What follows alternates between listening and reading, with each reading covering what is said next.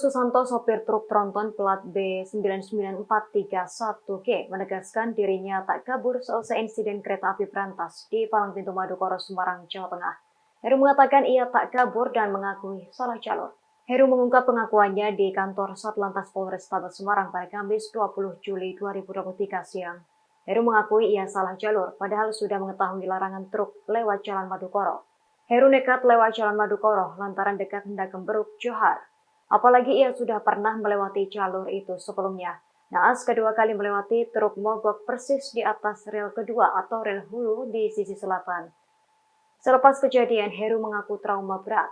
Heru dan Kernet hanya bisa duduk termenung di sisi utara rel.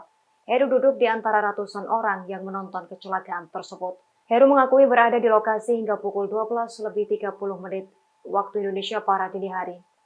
Kemudian ke rumah adiknya di Puro Ancas Moro. Dia memilih diam saja lantaran menunggu perwakilan perusahaan datang ke lokasi kejadian. Setelah itu Bapak kemana sih Pak? Saya ke utara rel. Saya melihat kejadian itu lemas, trauma. Saya duduk di situ. Saya di garis posisi lem itu masih di situ. Lu masih di situ ya? Ya, nggak melarikan diri saya. Berarti info yang beredar di luar nggak benar itu? Nggak benar. Nggak ada saya lari.